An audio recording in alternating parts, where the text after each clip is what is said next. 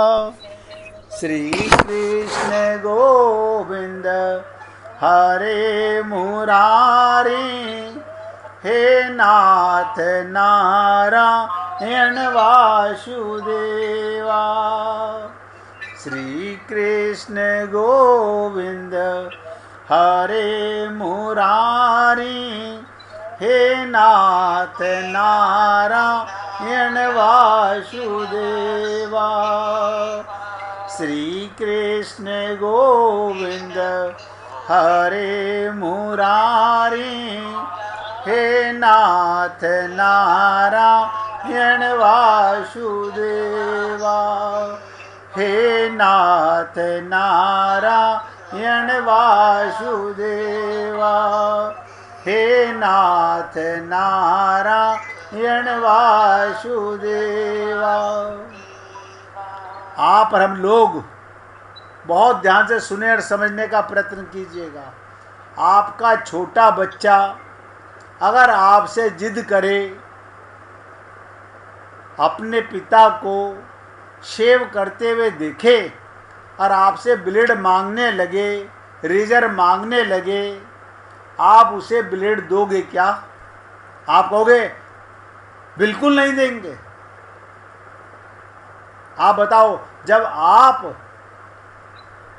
शरीर के रिश्ते बच्चे को गलत राह पर नहीं जाने देंगे तो भगवान ऐसा पाप कैसे कर सकते हैं? और आप और हम लोग एक बहुत बड़ी त्रुटि करते हैं। वो क्या त्रुटि है? हम बार बार भगवान से संसार की सुख सुविधाएं मांगते रहते हैं, और वो सुख सुविधाएं मिल जाएं तो भगवान का भोग लगाते हैं। लेकिन जब वो ना मिले तो भगवान की पूजा करना बंद कर देते हैं, उनका ध्यान करना बंद कर देते हैं। यानी हम भी भगवान से ऐसे ही सोचते हैं, प्रभु ने मेरे साथ ये पाप क्यों किया? आप और हम लोग, जब नारद जी में ये दोष आ सकता है तो आप और हम लोग तो पता नहीं कितने बड़े दोषी हैं। ये इसलिए प्रसंग बताया जा रहा है आपको, इसलिए नहीं कि नारद जी का दोष देखकर आप प्रसन्न हो। उस दोष को देखकर आप अपने में देखें कि हमारे अंदर कितने दोष हैं। हम पल पल में भगवान के ऊपर क्रोध करने लगते हैं। अब क्या पूजा करनी, 16 सोमवार कर लिए लेकिन बेटी की ब्याह नहीं करा के दिया, ऐसे भगवान का क्या पूजा करना? हम देखो कैसी बुद्धि के लोग हैं, कैसे हमारा कल्याण होगा? और भगवान को कह दिया तुमरे ईर्ष्या कपट विशेषी। हे पुण्य आत्माओं, पूरी एकाग्रता से समझें और हृदय में उतारने का प्रयत्न करें। कहते हैं तुम खाली ईर्ष्या नहीं, कपटी भी हो। यानी शंकर में तो खाली ईर्ष्या थी, महाविष्णु में अब कपटी भी हो। मैं तो समझता था ईर्ष्यालु शंकर जी ही हैं, परंतु तुम तो उनसे भी बढ़कर निकले। तुम तो पक्के ईर्ष्यालु हो, क्योंकि शंकर जी ने तो इतना ही कहा था कि मैं अपनी विजय की कथा किसी को ना सुनाऊं, परंतु तुम तो मुझे जलाने के लिए विश्व मोहिनी के साथ विवाह करके, क्या कहा? तुम तो मुझे जलाने के लिए विश्व मोहिनी के साथ विवाह करके मेरे सामने ही मुझे इस प्रकार अपमानित करने की चेष्टा कर रहे हो कि मेरे सामने विश्व मोहिनी को लेके जा रहे हो। तुम्हारे समान ईर्ष्यालु तो अब तक कोई हुआ ही नहीं। अब आप सोच के देखो, ऐसे पाप आप और हम लोगों ने जन्म जन्मांतरों में जाने कितने किए हैं और अभी भी कर रहे हैं। हम अभी भी ईर्ष्या से बाज नहीं आते, भगवान को कटघरे में खड़ा करने से बाज नहीं आते। यानी हम जो चाहते हैं भगवान हमारे मन की इच्छा पूर्ण कर दें। आप बताओ, भगवान आपका गलत राह पर क्यों जाने देंगे? लेकिन अब भगवान को नहीं अपना मानते। और यही कहा कि तुम्हारे समान ईर्ष्यालु तो अब तक कोई हुआ ही नहीं। इसके बाद इसकी व्याख्या करते हुए कह दिया कि तुम इतने बड़े ईर्ष्यालु हो। क्या कहा? भगवान पर आरोप सुनो। नारद जी ने लगाया, मथत सिंधु हृदय बोहरायऊ, सुरन प्रेरी विष पानु करायऊ, हर स्वार्थ साधक कुटिल तुम सदा कपट व्यवहार। बोले मेरे साथी कपट नहीं किया,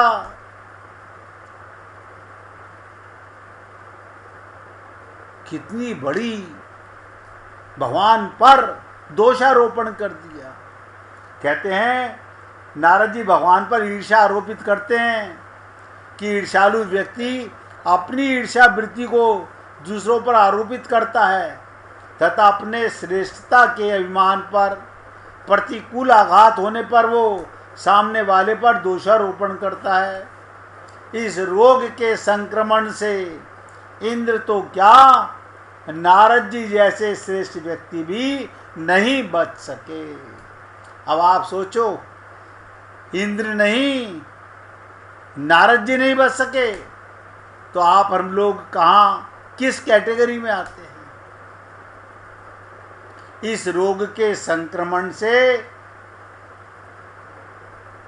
इंद्र तो क्या, नारद जी भी, श्रेष्ठ व्यक्ति भी नहीं बच सका। एक ओर जहाँ इंद्र अपनी ईर्ष्या वृत्ति को नारद जैसे महान चरित्र पर आरोपित करता है, वही नारद जी जैसे महान चरित्र के भक्ति के आचार्य उससे आक्रांत होकर भगवान शंकर को कटघरे में खड़ा कर दिया। भगवान विष्णु पर ईर्ष्या वृत्ति का कपटी का आरोप लगा दिया। जब नारद जी भगवान को ईर्ष्यालु तथा कपटी कह चुके, उन्हें श्राप दे चुके। आप सोचिएगा, आप हम लोग श्राप देने के अधिकारी तो नहीं हैं, इतनी शक्ति तो हम में नहीं है, लेकिन हम सुबह से शाम तक भगवान पर पता नहीं कितनी बार आरोप लगाते रहते हैं। तो हमको क्या प्रार्थना करनी चाहिए भगवान से? बहुत ध्यान से सुनो। हे प्रभु, आपके पाने का कौन सा मार्ग? देखो दूसरी प्रार्थना बता रहा हूँ, छोटी छोटी सी प्रार्थनाएं करो जीवन में। हे प्रभु, आपके पाने का कौन सा मार्ग सुगम है और कौन सा जटिल, मैं नहीं जानता। सुगम मार्ग कौन सा है, जटिल मार्ग कौन सा है, मैं नहीं जानता। आपको पाने की राह संन्यास आश्रम से होकर निकलती है या गृहस्थ आश्रम से, मुझे ये भी ज्ञात नहीं। क्यों? जो सन्यासी होते हैं, ध्यान से सुनो, वो गृहस्थ आश्रम में देखकर बड़े अंदर से जलते हैं। हम भी विवाह कर लेते, हमारे भी पत्नी होती, हमारे भी बच्चे होते। ये देखो वशिष्ठ जी ने विवाह किया, बड़े बड़े ऋषि मुनियों ने विवाह किया, और हम सन्यासी होके क्या पा रहे हैं? ऐसे ही गृहस्थ आश्रम में रहने वाले भी गृहस्थ आश्रम छोड़कर सन्यासी होना चाहते हैं। क्यों? हमें दूसरे की थाली में घी ज़्यादा नजर आता है। अरे कम से कम बुद्धि का वहाँ तो इस्तेमाल कर लो कि भगवान रामावतार में, कृष्णावतार में खुद गृहस्थ आश्रम में रहकर व्यवहार कर रहे हैं, एक्टिंग कर रहे हैं, लेकिन हम समझना नहीं चाहते। तो क्या कह रहा है कि प्रभु मुझे नहीं पता कि सन्यास आश्रम आपको पाने की राह सन्यास बनने से मिलती है या गृहस्थ आश्रम से मुझे मिलेगी, ये ज्ञात नहीं है। आपको पाना ही लक्ष्य है। आप सोचिएगा, आप और हम लोग क्या ये अपना लक्ष्य बना चुके हैं? आप अपने मन से पूछ के देखो, क्या हम अपना लक्ष्य भगवत प्राप्ति का बना चुके हैं? मेरा बस मुझे इतना ही पता है, आपको पाने के पथ पर मेरा कभी प्रेम, नम्रता और सद्भाव और परोपकार के साथ ना छूटे। इतनी प्रार्थना, आपको पाने के पथ में मैं मेरा कभी प्रेम, नम्रता और सद्भावना और परोपकार ना छूटे। प्रभु बस इतनी कृपा करना, कहीं मेरे अंदर भी अहंकार, ईर्ष्या, काम, क्रोध, लोभ ये ना आ जाएं। आप देखो, आप और हम लोग शरीर के लिए कितने दृढ़ संकल्प करके इलाज कराते हैं। यानी मरने वाले की इतनी चिंता, जिसके कारण भगवत प्राप्ति नहीं हो पा रही, जिसके कारण लक्ष्य की प्राप्ति नहीं हो पा रही, वो कोई सोचता ही नहीं, समझता ही नहीं। अब ये भगवान की माया है। जब आप और हम लोग भगवान पर भी दोषारोपण करने लगते हैं, ये भगवान की माया है। आप और हम लोग जानते नहीं हैं, जब बच्चा पैदा होता है, ध्यान से सुनो, जब बच्चा पैदा होता है तो आप सब जानते हो भली प्रकार कि छोटे बालक के पास योग माया, जब आप देखते हो वो हंस रहा है, हाथ पैर मार रहा है, तो आप क्या कहते हैं? घर की बड़ी बूढ़ी औरतें कहती हैं इसमें योग माया इसे खिला रही है। हमें तो जानता नहीं है, हमें तो जानता नहीं है, योग माया इसे खिला रही है। लेकिन याद रखना, योग माया भी एक दिन इस जीव को पुचकार के क्या कहती है?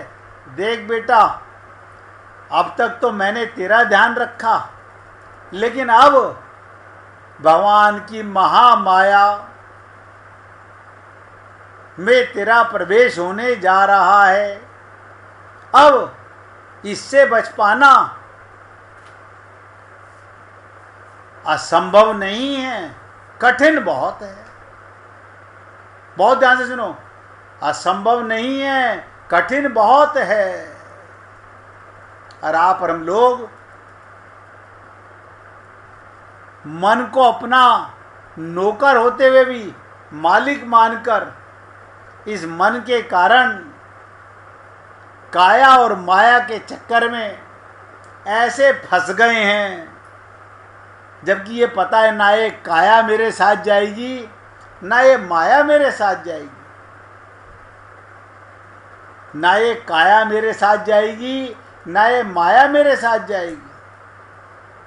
और मैंने कई बार आपसे निवेदन किया कि माया मन की मोहिनी, ये आपके मन, क्योंकि माया का बेटा मन है, आपके मन को मोता रहता है, आपको किसी न किसी चंगुल में फंसा के रखेगा, निकलने नहीं देगा।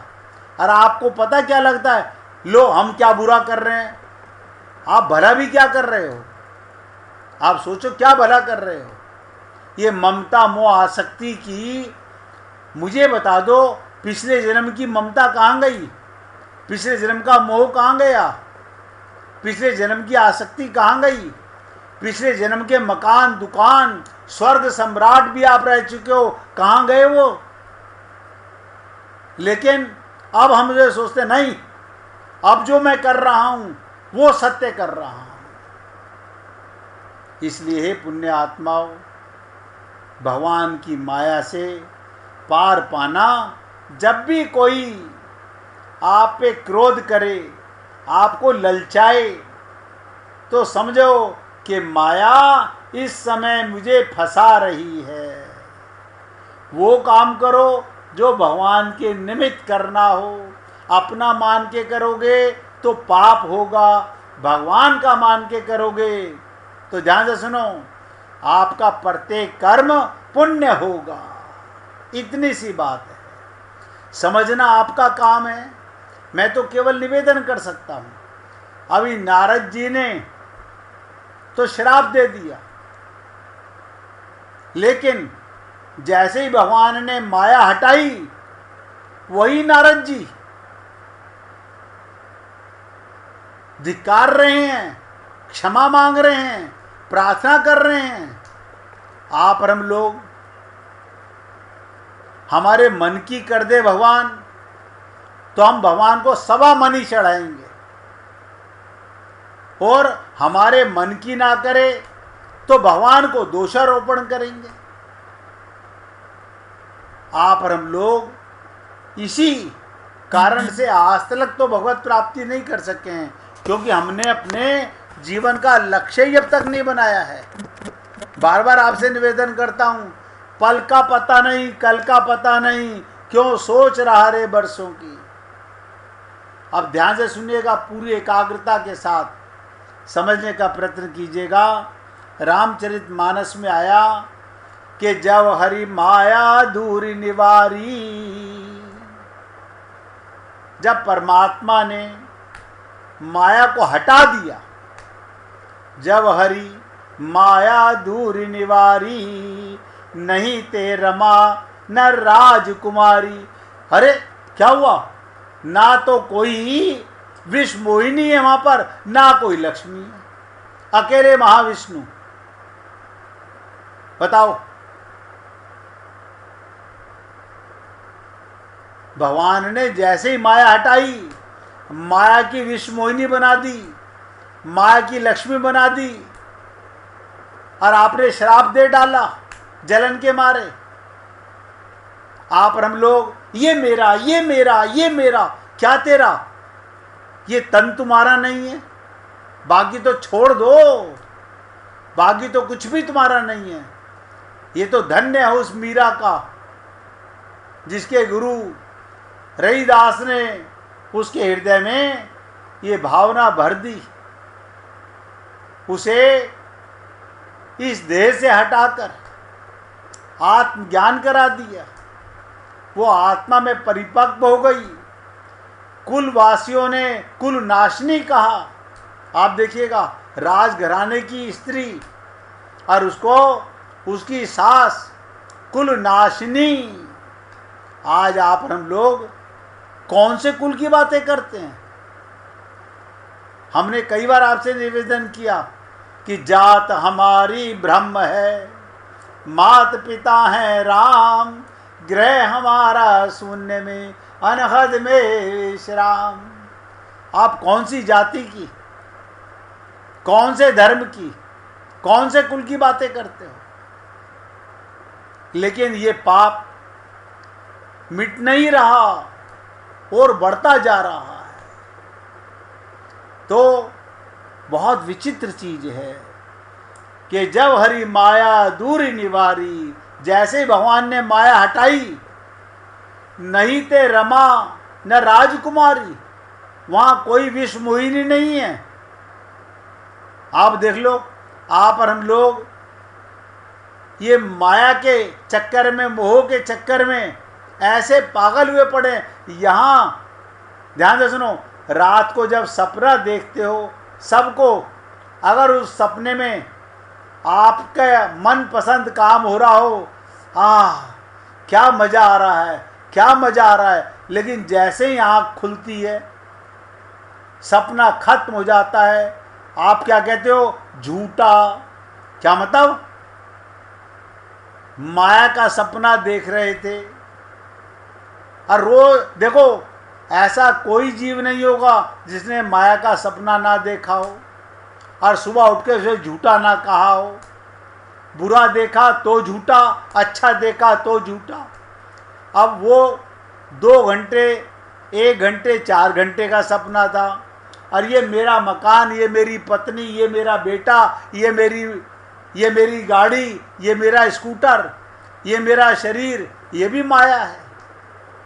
जहां आंख बंद शरीर छूटा, आपका नाता खत्म। फिर क्या कहोगे? झूठा है संसार, धोखा खाएगा, कर ले हरि से प्यार, वरना पछताएगा। इसलिए हे पुण्य आत्माओं, बार बार आप सबसे निवेदन करता हूं, आप और हम सब लोग माया को समझ नहीं पा रहे हैं। भाई इतना समझ लो, जहां जहां मन जा लग जाई, इसे रट लो, जहां जहां मन जा लग जाई, सो सब माया जाने भाई। आपका मन कहाँ जा रहा है? अभी बेटी में गया था, वो माया है। अभी बेटे में गया था, माया है। अभी मकान में गया था, माया है। अभी धन में गया था, माया है। ये थी नहीं पहले जब आप आए थे। जब जाओगे तो ये रहेगी नहीं, आपके साथ जाएगी नहीं। इसीलिए योग माया ने कहा था कि देख मैं तो चली, अब माया तेरे ऊपर आने वाली है। अगर इस पृथ्वी पर सद्गुरु संत महात्मा ना होते तो ये जीव पोथी पढ़ पढ़ करके अपनी खोपड़ी खुजाता रहता, कभी समझ नहीं पाता। आप बताओ, हम अपनी माया को कैसे समझेंगे? हम माया के चंगुल में फंसे हुए हैं। 1 मिनट भगवान का कीर्तन करो, फिर इससे आगे बढ़ो। उस देवी को याद करो जिसने हमारी तरह शरीर में रहकर संकल्प किया, क्या? मेरे गिरधर गोपाला, मैं